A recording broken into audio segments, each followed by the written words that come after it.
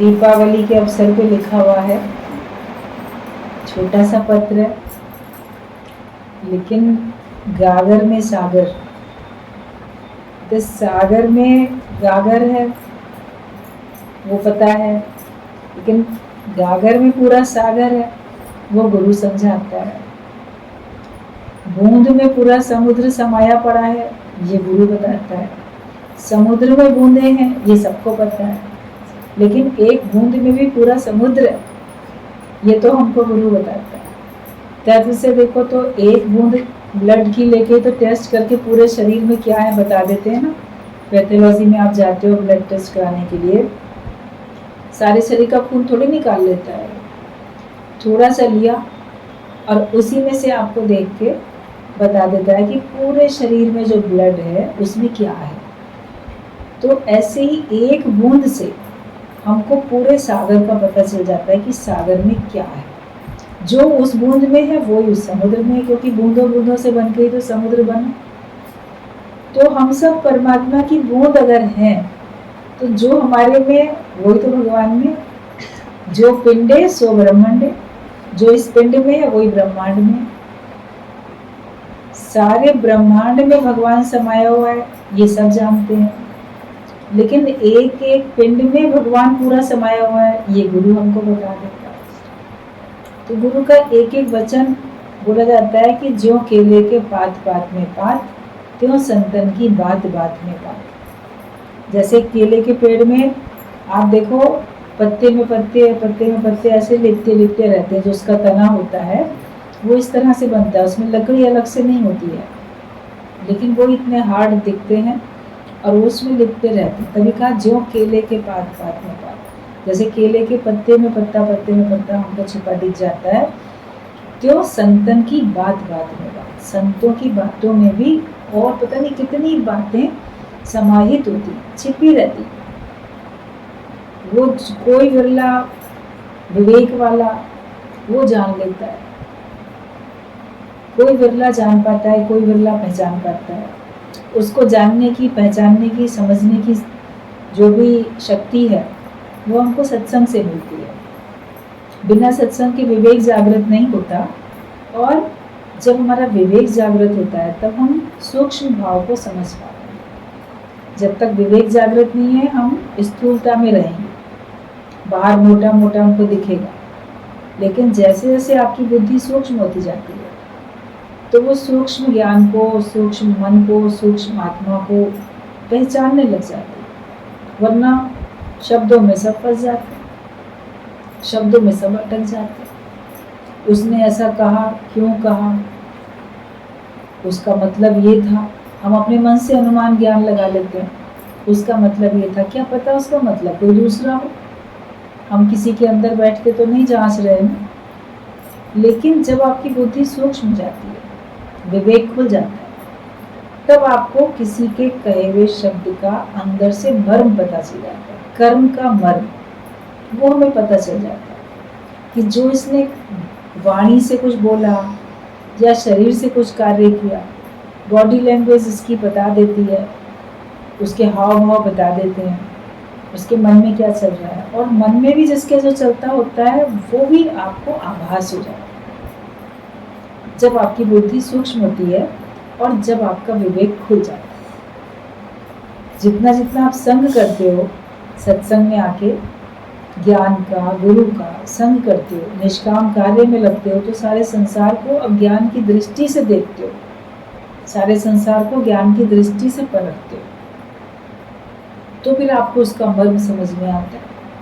पहले तो हम सारे संसार को अपने बाहर के नेत्रों से देखते थे, लेकिन अब हमारे पास दिव्य दृष्टि है, ज्ञान के नेत्र हैं, तो अब हमको एक एक के अंदर तह तक की बात समझ में आती है। आपसे कुछ छिपा नहीं है, कोई रहस्य अब आपके लिए बचा नहीं है, सभी रहस्यों से पर्दा आपका उठ जाता है। तो गुरु के शब्द चाहे एक शब्द, एक बूंद ब्रह्म ज्ञान की मस्त करे दिल रहे। एक बूंद भी अगर हमको ब्रह्म ज्ञान की मिलती है, वो भी हमको दिन रात हमको मस्त करती है, हमारे स्वरूप में हमको टिकाए रखती है और हम उसी आत्म मस्ती में मस्त रहते हैं। बहुत अधिक भी सुनने की ज़रूरत फिर नहीं पड़ती है, लेकिन जितना सुनते जाते हैं कान अघाते नहीं है, मन करता है और सुने और सुने और सुने। सुनते जाओ, जब तक कानों में शक्ति है आप ज्ञान सुनते ही जाओ, जब तक आँखों में शक्ति है आप भगवान का दीदार करते जाओ, जब तक आपके मुख में शक्ति है बोलने की भगवान के गुणगान किए जाओ, शुक्राने किए जाओ, जब तक हाथों में शक्ति है सेवा किए जाओ, जब तक आपके पैरों में शक्ति है अच्छी अच्छी जगह पे आप जाते जाओ, सत्संग में जाओ, किसी की मदद के लिए जाओ, तीर्थों में मंदिरों में लोग जाते, तो हमारे लिए सत्संग ही हमारा सारे तीर्थ है, चारों धाम इसी में है। तो जब तक आपके पैरों में शक्ति है आप जाओ, सत्संग में आओ, और भी जहाँ जिसको जाने का मन होता है प्रेम से जाता है, जहाँ जाता है प्रेम की दुनिया बनाता है। जो भी कल परसों दृष्टांत चल रहा था आप लोगों ने सुना था कि जिन लोगों ने बहुत सेवा की, गुरु नानक देव जब जा रहे थे तो जिन लोगों ने, जिस गांव वालों ने उनकी बहुत सेवा की तो उनको तो कहा उजड़ जाओ, ये आशीर्वाद दिया उजड़ जाओ। तो शिष्यों ने सोचा ये ऐसे क्यों कहा, मगर उस समय कुछ नहीं बोला कि गुरु जब जिस समय कुछ बोल रहा है तो उस समय टोकना भी नहीं चाहिए, पहले धीरज के साथ सुनना चाहिए, समझना चाहिए। आगे जब ऐसे गांव में गए जहाँ के गांव वालों ने उनकी बिल्कुल भी मान सम्मान नहीं किया, अपमान किया, ठहरने ही नहीं दिया वहाँ पे, तो उनको बल्कि कहा कि तुम लोग बसते रहो, यहीं बसे रहो, यहीं पर ही रहो, बसे रहो अपने अपने घर में। तो लगा कि देखो इनको तो ऐसा आशीर्वाद दे दिया कि तुम लोग यहीं पर ही आराम से रहो, आपस में बसे रहो यहीं, और उनसे कहा तुम लोग भटक जाओ, उजड़ जाओ। बाद में पूछा शिष्यों ने, तब गुरु नानक देव ने बात बताई कि जो अच्छे लोग हैं वो जितना ज़्यादा बिखर जाएंगे चारों तरफ तो वो अच्छा ही फैलाएंगे, और जो बुरे लोग हैं वो एक ही जगह बसे रहें तो अच्छा है, वरना बुरा व्यक्ति जहाँ जाएगा तो वहाँ पे वो बुराई ही फैलाएगा। गुरु हमको अच्छा बना देता है, फिर अच्छे हम बन जाते हैं, तब फिर हमारे अंदर से अच्छाई फैलती है, जहाँ तक हमारे अंदर से अच्छाई फैलती है। ज्ञान आपके अंदर है तो आप जहाँ जाओगे आप ज्ञान की तो चर्चा करो। पहले होता था कि हम अपने सुख के लिए जा रहे हैं, अपनी इच्छा कोई है उसको पूरा करने जा रहे हैं, लेकिन अब आप देखोगे आपका उठना बैठना सोना जागना खाना पीना आना जाना सब परहित के लिए है। आप दूसरे के हित के लिए निष्काम भाव से जा रहे हो, जैसे भगवान का हुक्म आपको लेके जा रहा है, और ज्ञानी अपने ज्ञान के वाइब्रेशंस हर जगह फैलाता है। गुरु ज्ञान का दीपक मन मंदिर में हर वक्त जलाना पड़ता है, वो हर समय अपने ज्ञान का दीपक जलाते चलता है, रोशनी उसके साथ है तो ठोकर नहीं खाएगा। दीपावली का महत्व, इतने दिए चारों तरफ जल जाते हैं, अमावस्या में आती है, सबको पता है, अमावस्या की रात में तो चांद दिखता ही नहीं है, अंधेरी रात कहलाती है, तो उसमें इतने सारे दिए जलाए। भगवान का आगमन हो रहा था, उनके स्वागत में कोई आपके घर में आने वाला है तो स्वागत में आप रोशनी तो करोगे ना।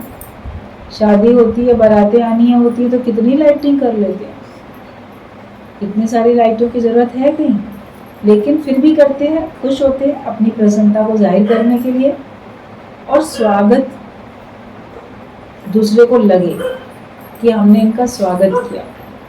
अभी कोई मेहमान आना हो और आप लाइट भी ना जलाओ, घर के मुख्य द्वार पे अंधेरा पड़ा हो, तो मेहमान क्या सोचेगा, मैंने इनसे कहा भी था, लेटर डाल दिया था, फ़ोन कर दिया था मैं इतने बजे आपके यहाँ पे आ रहा हूँ, इन्हें पता भी है मैं आ रहा हूँ, तो भी ये घर में अंधेरा करके बैठे हैं। इसका मतलब ये नहीं चाहते कि हम आए। तो रोशनी जो है वो स्वागत का, प्रसन्नता जाहिर करने का प्रतीक होती है, और उसका मेन काम तो अंधेरा दूर करना है। तो ज्ञान का दीपक मन मंदिर में हर वक्त जलाना पड़ता है। भगवान हमारे मन में आते हैं तो हमारे अंदर में ज्ञान का प्रकाश आ जाता है। हम भगवान के स्वागत के लिए रोशनी करते हैं। मतलब कि पहले रोशनी करी ना बारात के लिए, तब बारात आई, स्वागत हुआ। तो पहले ज्ञान का प्रकाश करो अपने हृदय में, तब तो भगवान आके विराजमान हैं। एक भजन की लाइनें आती हैं कि भगवान के लिए कहा गया है कि भगवान तुम आना, मेरे हृदय में निवास करना। तो उसमें कहा है कि प्रभु तुम हम पे दया करना, और कि वैकुंठ तो हृदय है, उसमें ही रहा करना। कि भगवान को कहा जाता है ना कि भगवान वैकुंठ वासी हैं। तो भजन की लाइन में आता है वैकुंठ तो हृदय है, इसमें बसा करना, इसमें रहा करना। तो अपने हृदय को भक्त वैकुंठ कह रहा है ना। क्या आप अपने से पूछो, कहते तो भगवान मेरे हृदय में आके बस जाओ, लेकिन क्या हमारा हृदय वैकुंठ बना है? स्वर्ग की तरह ऐसे हमारा हृदय बना कि नरक हृदय में लगा पड़ा है? द्वैत है तो नरक है। और वैकुंठ कहा जाता है जहाँ पे कुछ नहीं है, कोई नाम रूप नहीं है, किसी प्रकार का भाव नहीं है, कोई कुंठा नहीं है। वैकुंठ मतलब जहाँ पे कोई कुंठा नहीं होती है। तो हमारे मन में लोगों के लिए अलग अलग प्रकार की धारणाएं हैं, कुंठाएं हमारे अंदर में भरी पड़ी हैं। तो हमारा हृदय तो वैकुंठ नहीं है, तो भगवान कैसे बसेगा? ज्ञान जब गुरु हमको देते हैं तो हमारा हृदय वैकुंठ बनता है। हमारा हृदय शुद्ध पवित्र होता है, साफ होता है, और मन में किसी प्रकार की भी ऐसी धारणा बस नहीं जाती जो हमें तंग करे, जो हमें परेशान करे। जब आपका हृदय वैकुंठ बनेगा, कुंठा रहित होगा, तब भगवान आके उसमें बसेंगे। ज्ञान का प्रकाश पहले करो अपने हृदय में, तब भगवान आए। राम के आने से पहले ही प्रकाश किया गया दीपावली में कि भगवान आ रहे हैं। आप सत्संग में आ गए हो तो गुरु बताते हैं ना, तेरे हृदय में भगवान आ रहे हैं, प्रकट हो रहे हैं। जब प्रकट होता है भगवान तो रोशनी तो हुई थी पहले, सूर्य उदय होने से पहले भी आसमान में लाली छाती है। आपको पता चल जाता है कि अब सूर्य उदय हो रहा है, क्योंकि उसका लक्षण, उसकी निशानी, चारों तरफ रोशनी, लालिमा दिख गई।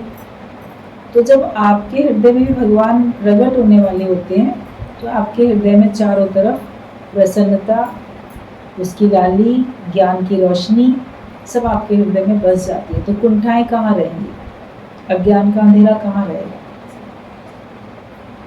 दीपावली बड़े शौक से मनाते हैं सब लोग, लेकिन गुरु सच्ची दिवाली मनाना सिखाता है कि द्वैत खत्म करो और हमारे अंदर भगवान को मन में बस जाने दो। उसके लिए अपना हृदय तैयार करो, हृदय को ऐसा वैकुंठ बनाओ जहाँ पे भगवान का निवास हो जाए।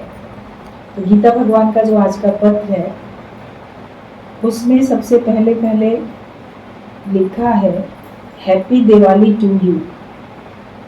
भगवान ने दीपावली की बधाई सबको दिया। भगवान को ये पता है कि अब सबके हृदय में ज्ञान का दिया जल गया और सच्ची दिवाली में सब आ गए हैं। पर्व तो साल में एक बार आएगा दीपावली का, लेकिन ज्ञानी के लिए, भगवान के भक्त के लिए हर दिन होली, हर रात दिवाली। होली दिन में खेली जाती है, दिन में मनाई जाती है, दीपावली रात में मनाई जाती है। तो इसीलिए कहा गया हर दिन होली और हर रात दिवाली। मतलब हर दिन उत्साह उमंग में बीता। होली में हुड़दंग है, नाचना गाना है, खाना पीना है, एक दूसरे को प्रेम करना है, मिलना है। तो दिन भर आप ऐसे यही तो करते रहते हो, सबसे मिलना जुलना। तो वो उत्साह की तरह से अपना सारा दिन बिताओ।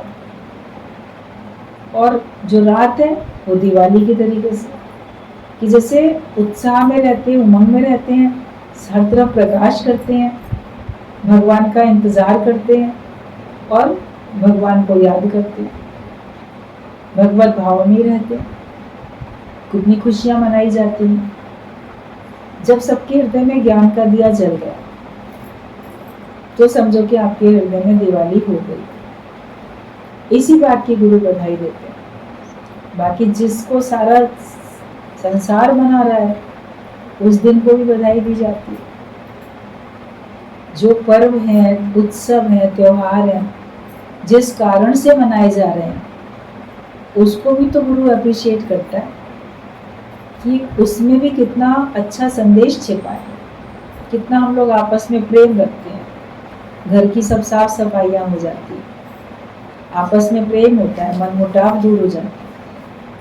त्योहार तो इसीलिए मनाया जाता है, लेकिन त्योहारों में भी मनमुटाव रखो, प्रेम ना रखो तो आपके लिए वो त्योहार नहीं है। उसमें तो आप जो हो बस जैसे कि एक नियम निभा रहे हो, लेकिन आपका प्रेम नहीं है तो आपके लिए वो त्योहार अभी हुआ ही नहीं, शुरुआत ही नहीं हुई। सच्चा त्योहार जब हमारे पास प्यार ही प्यार है, वरना तो हम अपने मन के आगे हार गए। त्योहार नहीं है, हमारे सिर्फ हार है। माया के आगे हारे, मन के आगे हारे, बुराइयों के आगे हम हार गए।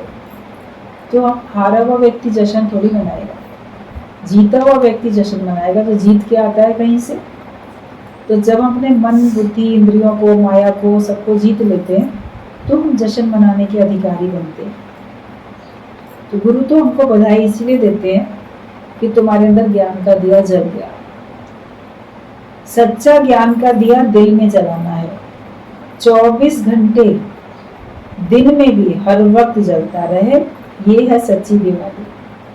बाकी रोशनी तो आप शाम को करते हो। दीपावली वाले दिन भी बहुत सारी लाइटिंग, बहुत सारे दिए, बहुत सारी मोमबत्ती, जब अंधेरा बाहर होता है तब जलाते हो, सवेरे से थोड़ी जला के बैठ जाते हो सारी मोमबत्तियां और दिए। उधर नहीं, जब पूरा अंधेरा होगा ना तब जलाएंगे। अभी तो पहले वैसे ही प्रकाश है तो शाम के समय आप करते। लेकिन ज्ञान का दीपक हमको हर वक्त जलाना है, अखंड ज्योत जलती रहे, बाहर से दिन हो चाहे बाहर से रात हो। दिन का मतलब सुख से है, रात का मतलब दुख से। कहते ना, सुख का सवेरा आया जीवन में और दुख की काली रात आ गई जीवन में। तो ज्ञान का दीपक मन मंदिर में हर वक्त जलाना पड़ता है, दिन या रात जो भी हो, मतलब सुख या दुख जो भी तुम्हारे जीवन में है, ज्ञान तुम्हारे साथ हमेशा है। ज्ञान बुझे नहीं, वरना सुखों में आप ज्ञान को भूल जाओगे तो भी आपके लिए नुकसान है, दुखों में ज्ञान को भूलोगे तो भी नुकसान है। तो इसीलिए ज्ञान का दीपक हमारा 24 घंटे जलता रहे। एक पल भी हम भगवान को ना भूलें, एक पल भी अपने स्वरूप को ना भूलें, गुरु की दी हुई शिक्षाओं को एक पल भी ना भूलें। कोई भी कदम बढ़ाते हो, कुछ सोच विचार भी करते हो तो सोचो, क्या मैं ज्ञान के हिसाब से, गुरु के दिए हुए ज्ञान के हिसाब से सोच रहा हूँ या लोगों के दिए हुए विचार के हिसाब से मैं विचार करता हूँ। लोगों के दिए हुए व्यवहार के कारण से मैं विचार करता हूँ, उनके द्वारा दिए गए जो भी कर्म हैं, देखे मैंने, मुझे जो उन्होंने दिया उसके हिसाब से मैं विचार करता हूँ। ये तो हमको सोचना पड़ेगा। तो हम ज्ञान के विचार रखें, जो भी हमारे मन में विचार चले वो गुरु का ज्ञान का दिया हुआ विचार। तो समझो आपका ज्ञान का दिया जल रहा है। तो हर वक्त मन में भी सोचो तो ज्ञान के हिसाब से सोचो, मुख से बोलो तो जो गुरु ने शिक्षाएं दी उसी के हिसाब से आप मुख से शब्द निकालो। जिन शब्दों को आप अपने मुख से निकालते हो ये देखो कि वो ज्ञान के हैं कि अज्ञानता से भरे हुए हैं, निस्वार्थ प्रेम से भरे हैं कि स्वार्थ से भरे हैं, नफरत से भरे हैं कि प्रेम से भरे हैं, अद्वैत के हैं कि द्वैत वाले हैं। अपने शब्दों को भी तो हम चेक कर लें। तो जो गुरु ने ज्ञान दिया, जो उसने समझ दी, उसी के हिसाब से हमको अपने शब्द में से निकालना। और शरीर से भी जो कर्म हो, तन से हो हरि भक्ति का काम। जो शरीर से भी कर्म होते हैं वो भी गुरु के दिए हुए ज्ञान के अनुसार होने चाहिए। जो शास्त्रों में निषिद्ध कर्म है, जिन कर्मों को हमें मना किया गया कि हमें नहीं करने चाहिए, तो हम उनको नहीं करें। जिन कर्मों को करने के लिए कहा गया है हम वो कर्म करें। जिस भी सत्संग में आप जाते हो वहाँ पे आपके गुरु ने जैसा आपको सुनाया है वैसे ही तो करते हो। जो जैसी शिक्षा देता है उसके सुनने वाले वैसे ही चलते हैं। वैसे चलते हैं तो वो उसके शिष्य कहलाते हैं, नहीं चलते हैं तो उसके शिष्य नहीं कहलाते। हम आए हैं ब्रह्म ज्ञान की क्लास में।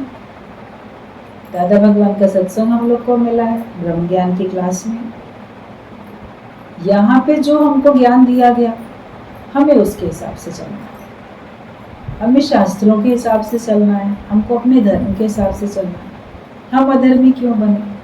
और अगर कोई गुरु ब्रह्म ज्ञानी किसी भी सत्संग में कोई भी कथा वाचने वाले या कोई भी आपको धर्म का उपदेश दे रहे हैं तो उसकी बात को समझो। तो उस पे हम टीका टिप्पणी तो बहुत जल्दी करना शुरू कर देते हैं, लेकिन उनके बताए हुए रास्ते पे चलने में क्या फायदे हैं उस पे विचार नहीं करते। ऐसा तो नहीं है कि गुरु कुछ तुमको उल्टा सिखा रहा है। इतना तो ज्ञान में आने के बाद विवेक खुल जाता है। थोड़ा विचार तो करो। किसी का विरोध करने से पहले विचार करना चाहिए। तब हमको देखना चाहिए कि हाँ उसने बात सही कही या उसने बात गलत कही। किसी को बस ये लगता है कि हम दूसरे की गलती निकालनी है। राजनीति में होता है ये सब। जो भी सरकार चलती है तो जो उसके विपक्ष में होते हैं तो वो उसके हर कर्म को गलत ही बोलेंगे। वो किस एंगल से सोच रहा है, किस एंगल से वो कार्य करना चाह रहा है, उसके पीछे फायदा किसका। निजी स्वार्थ अपना मत देखो। देश का भविष्य, देशवासियों का भविष्य, अपनी उन्नति देखनी चाहिए।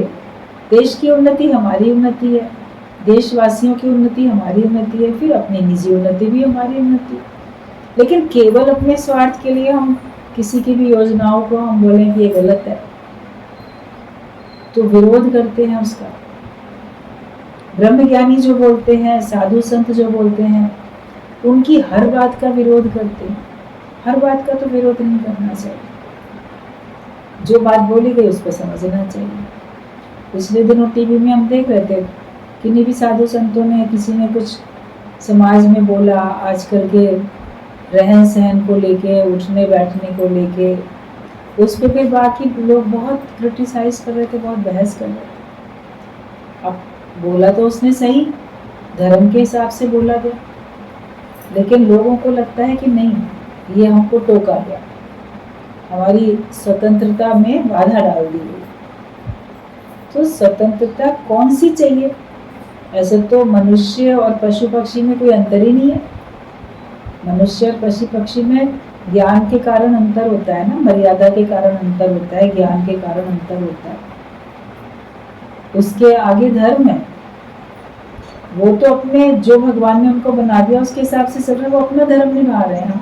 हम अपना धर्म निभाएंगे, हम उनको देखा देखी वैसे थोड़ी बन जाएंगे। या जो मना किया गया है वो हम क्यों करेंगे? उचित है वही करो।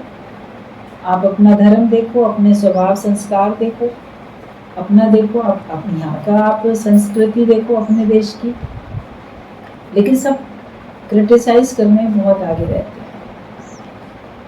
ब्रह्म ज्ञान में गुरु हमको जो बता रहा है हमको चलना है। गुरु हमको प्रेम से मन को मोड़ देता है, क्योंकि ज्ञान का दिया हमेशा जलता है।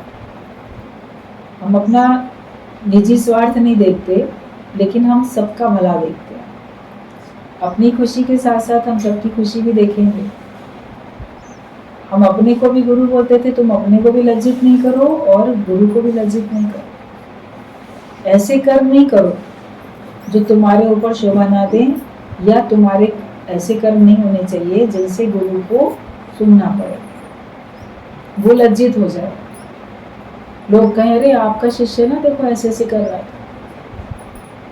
अभी किसी के माँ बाप को आके बोलो तुम्हारा बच्चा ना ऐसे ऐसे गलत कर रहा था, तो माँ बाप की आंख नीची होगी, तो गुरु की भी तो आंख नीची होगी।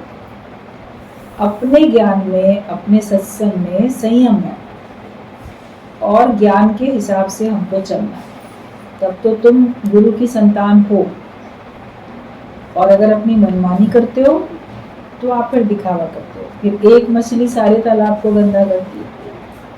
एक भी अगर गलत चलेगा तो दोष तो पूरे सत्संग पे आएगा। और गलत क्यों चला? क्योंकि उसने गुरु को ठीक से ऑब्जर्व नहीं किया, समझा नहीं और ज्ञान को भुलाया। इसीलिए कहा गया ज्ञान का दीपक मन मंदिर में हर वक्त जलाना, हर समय अपने अंदर ज्ञान का दिया जला के रखो। तो ये सच्ची दिवाली है कि 24 घंटे दिन में भी हर वक्त ये दिया जलता रहे। ये है सच्ची दिवाली। कभी भी ये दिया बुझे नहीं। Mood off means light of. अगर तुम्हारा मूड ऑफ हुआ तो समझो तुम्हारी लाइट ऑफ हो गई, मतलब तुम्हारा ज्ञान का दिया बुझ गया। जब जब भी हमारा मूड ऑफ हो तो समझो अब बुझ गया, तो फिर अंधेरा, अंधेरे में ठोकर, गिरावट। तो जैसे अगर बुझ भी जाए तो तुरंत जला लो ना, वापस अपने मूड को ऑन कर लो। ऑफ क्यों रखते? आज मेरा मन बड़ा खराब है, आज मेरे को मूड ऑफ हो गया, उसकी बात सुन के ना मूड ऑफ हो गया, उसके बाद याद करके मूड ऑफ हो गया। एक थी, उसने गुरु के आगे कुछ शिकायत की अपने सास की, और बताते बोल इतना ऐसे बोला, मुझे ये कहा गया, मुझे ऐसे सताया। तो बताते बताते भी उसकी आंखों में आंसू आने लगे। तो गुरुजी ने पूछा कि अच्छा ठीक है, अब तो तुम सत्संग में आ रही हो, अब वो कैसे व्यवहार करती है, तुमने अपने को चेंज किया होगा। तो कहती अरे अब वो कहाँ, उसको तो दुनिया से गए 10 साल हो गए। 10 साल पहले तुम्हारी सास दुनिया से चली गई, लेकिन तुम उसके द्वारा उसकी बातें याद करके अभी भी दुखी हो जाती हो। अब तुम्हारा मूड ऑफ क्यों? अब तो चली गई ना दुनिया से, उसने जो भी लेन देन किया, तुम सीखो। तो गुरुजी ने बताया कि देखो, आप किसकी कब की बात याद करके आज आंसू बहाओगे? आज तुम्हारा मूड ऑफ हो जाए तो तुम अच्छी बात क्यों नहीं याद करते? तुमने अपनी बत्ती खुद ही तो बुझाई, अपनी रोशनी तुमने खुद ही तो बुझा दी। तो तुमने ज्ञान का दिया बुझा दिया। किसी ने जो भी किया तुम्हारे साथ, उसका कर्म था, उसका धर्म था, और उसका हिसाब किताब है देखने वाला भगवान। जो करेगा सो भरेगा। हम अपने मूड को क्यों ऑफ करते? तो दूसरे की गलती से तुम अपना खून क्यों जलाते हो, या दूसरे गलती से तुम दुखी क्यों हो जाते?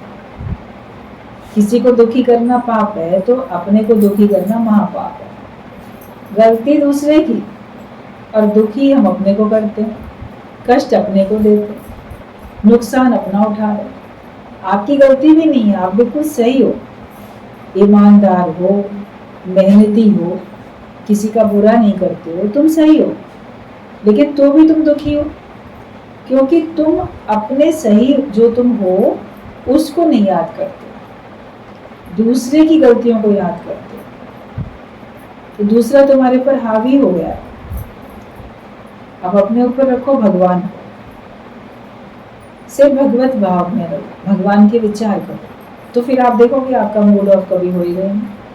ज्ञानी एवर इन मूड में रहता है, हमेशा उत्साह उमंग में रहता है, क्योंकि वो हर समय भगवान के ध्यान में रहता है, भगवत भाव में रहता है, इसलिए उसका मूड ऑफ कभी होता ही नहीं।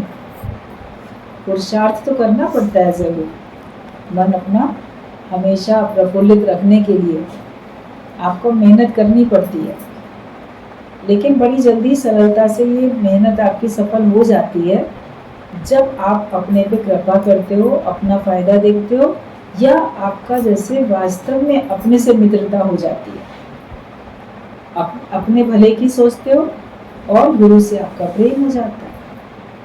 तो फिर आप बोलते जो होगा देखा जाएगा। संसार में कोई नहीं हमारा, तो गुरु तो हमारा है। वो तो हमको सही राह दिखाता है, वो तो हमको अच्छी बात बोलता है, वो तो हमको गिरावट से, बुराइयों से बचाता है। वहाँ पकड़ उबार लिया, मेरा जन्म मरण दुख दूर किया। गुरु ने हमको दुखों की, मोह माया की दलदल से वहाँ पकड़ के उबार लिया, निकाल लिया वहाँ से, और हमारा जन्म मरण दुख दूर किया, सारा दुख हमारा दूर कर दिया। तो हम इस बात की खुशी करें, जो मिला उसकी खुशी करो, भगवान से जो मिला उसकी खुशी करो, गुरु से जो मिला उसकी खुशी करो, जगत वालों से जो मिला उसकी भी खुशी करो, चाहे दुख मिला चाहे सुख मिला। दुखों से चोट खाई नहीं होती तो प्रभु की याद नहीं आई होती, वो भी अच्छा ही है। सुख मिले तो भी बड़ा अच्छा है, उन्होंने सुख दिया, तुमको खुशी मिली, और तुम्हारी खुशी के लिए वो तुमको सत्संग में भी आने देते हैं, तुम्हारी खुशी का ख्याल रखते हैं, हर बात में आप शुक्राने का। ज्ञानी का मूड हमेशा ऑन रहता है, ऑफ नहीं होता। तो अगर आपका मन जरा देर के लिए भी उदास हुआ, थोड़ी देर भी तुम दुखी हुए, तो समझो तुम्हारा ज्ञान का दिया बुझ गया। और ये तो हर वक्त जलाना पड़ता है, तो इसके लिए हमेशा आप गुरु को याद करो। तो ये सच्ची दिवाली है, और ये कभी भी दिया बुझे नहीं। Mood off means light of, तो लाइट ऑफ नहीं करो अपनी, मूड अपना ऑन रखो। सिलवट वाला कपड़ा प्रेस के बिना अच्छा नहीं लगता है, ऐसे ही सिर में सिलवटों वाला व्यक्ति अच्छा नहीं लगता है। बाहर से सिलवटे हों, कॉटन का कोई कपड़ा ऐसा होता है जिसको बिना प्रेस किए आप पहनोगे तो बड़ा अटपटा लगेगा, तो उसको तो आप प्रेस करके ही पहनते हो। वरना वो जिसमें सलवटें पड़ी हों ऐसे पहन के निकल जाओ कहीं, तो लोग बोलेंगे देखो सभ्य प्राणी नहीं है ये, कितना शिष्टाचार नहीं है इसको, कैसा ये असभ्य प्राणी है, ऐसे चलाया कितना सलवटों वाला कपड़ा पहन के। कई लोग ऐसे पहन के चले जाते हैं, या जूतों में पॉलिश नहीं है, धूल भरी पड़ी है, ऐसे चले जा रहे हैं, तो उसको देख के लोग क्या कहते हैं कि इसको इतनी भी समझ नहीं है।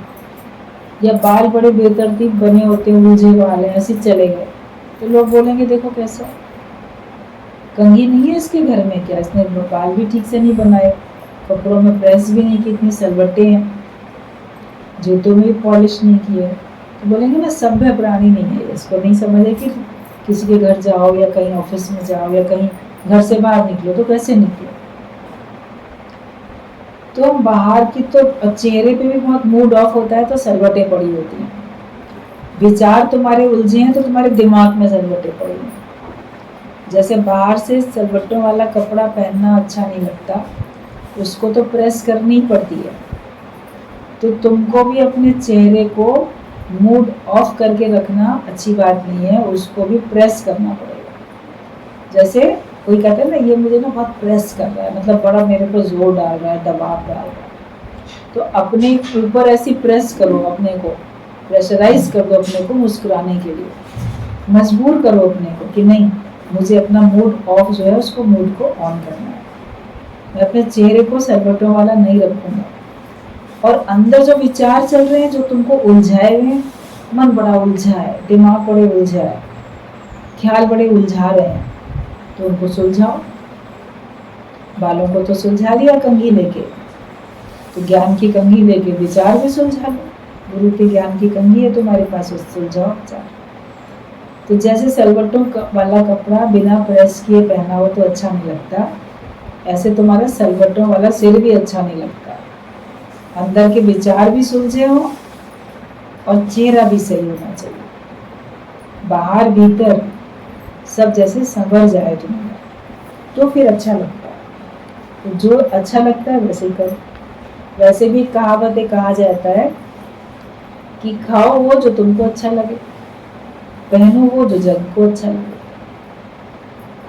आप खाते हो, आपको जो अच्छा लग रहा है वो आप खाओ, लेकिन जब आप सबके बीच में हो तो जो सबको अच्छा लग रहा है वही पहनो। दिखाए अपने मन का, पहनो जग के मन का। जैसा देश वैसा वेश भी बोला गया।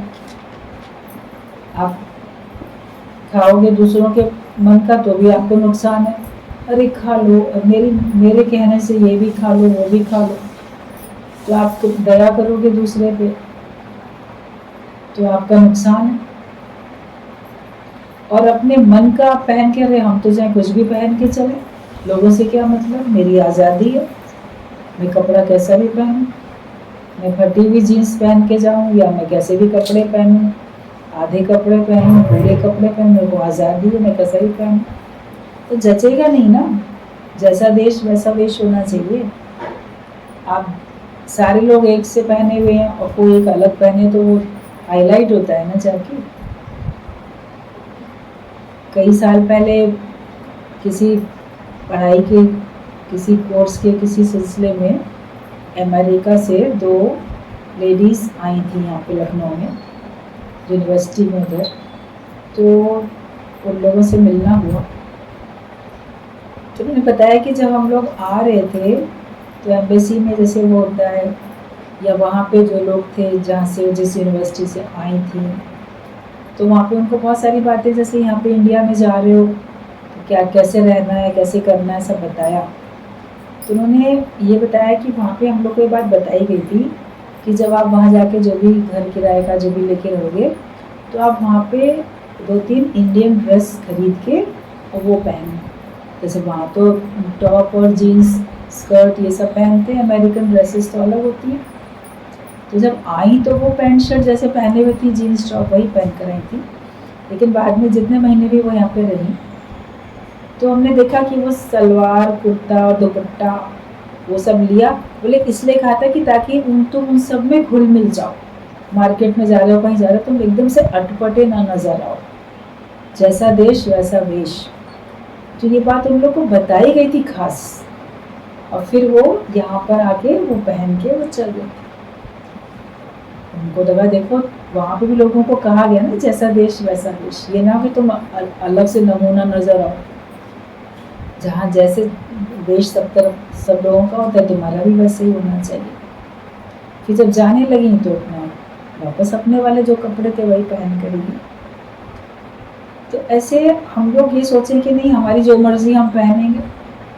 तो जहाँ जिस गांव में जिस शहर में जहाँ जिनके बीच में तुम रह रहे हो, तो वहाँ पे जो देखने में ठीक लगे, सबके साथ मैच हो जाए, वैसा तुमको पहन के चलना चाहिए।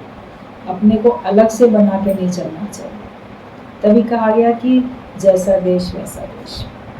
और खाओ अपने मन का और पहनो जग के मन का भी, जो सब जिसमें ठीक है।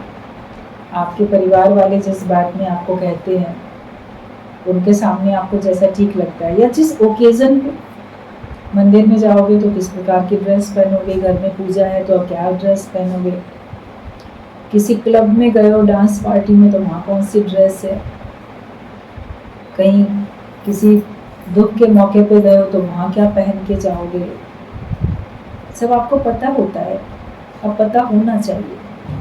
तो सतगुरु सिख की हलत पलत संवारे, वो हमको बाहर भीतर से संवार देता है, तभी हमारी हर प्रकार की उन्नति होती है और तभी हमको सब लोग पसंद करते हैं।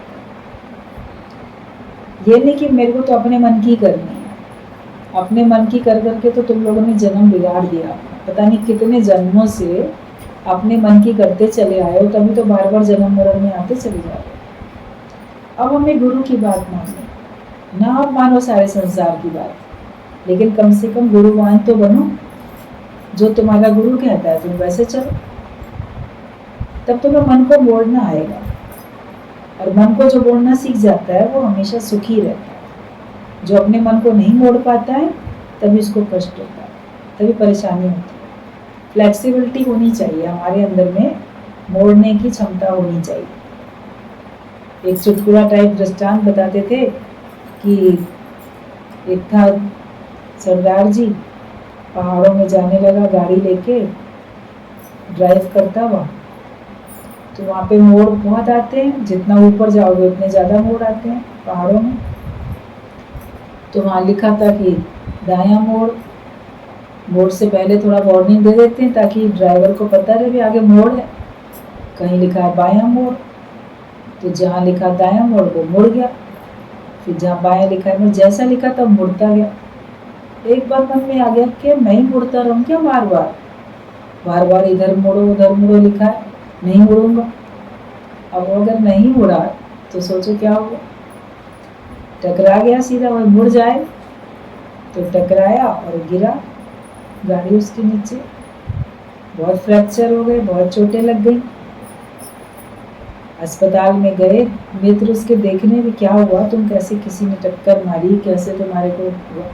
बोला कुछ नहीं, किसी ने टक्कर नहीं मारी, बस मैं जो था मोड़ आया तो मैं मुड़ गया, फिर मोड़ आया मुड़ गया। एक बार मन में आया कि अब मोड़ आएगा तो मैं मुड़ूंगा नहीं, तो उसी में नुकसान हो गया। कब तक मैं ही मोड़ता रहूं? जितनी ऊंचाई पे जाओगे मोड़ जल्दी जल्दी आते हैं। तो ज्ञान में भी आप जितनी ऊंचाई पे जाते हो तुमको जल्दी मन को मोड़ना ही पड़ता। और जो मुड़ेगा सो जुड़ेगा। जो अपने मन को मोड़ेगा वो भगवान से जुड़ेगा। जो मन को नहीं मोड़ेगा तो जुड़ेगा नहीं, वो तो फिर झड़ जाएगा, अड़ जाएगा। तो चोट तो उसी को लगी, नुकसान तो उसी का होगा। तो सिद्धांत बताते थे कि मन को मोड़ते जाओ। अक्सर लोग कहते हैं कब तक हम कॉम्प्रोमाइज करेंगे, कब तक हम मन को मोड़ेंगे, हर बार हम ही क्यों मन को मोड़ें? तो तुम ज्ञानवान हो, तुमको मोक्ष चाहिए, तो तुम्हें मन को मोड़ना। निज सुख निर्मल सोई पाए जो मन को मोड़े। तुम अपने मन को मोड़ते चले जाओ तो देखो तुमको परमात्मा की कृपा मिलती चली जाती है और तुम्हारे मन में आनंद आता चल जाता है। तो इसलिए अपना मूड ऑफ कभी भी नहीं करें। जो ज्ञानी है वो अपना मूड ऑफ नहीं करता है, वो अपना मूड हमेशा ऑन रखता है। तो हम लोग को भी अपना मूड ऑन रखना है, वरना हम किसी को भी पसंद नहीं आएंगे सलवटे वाले कपड़े की तरह।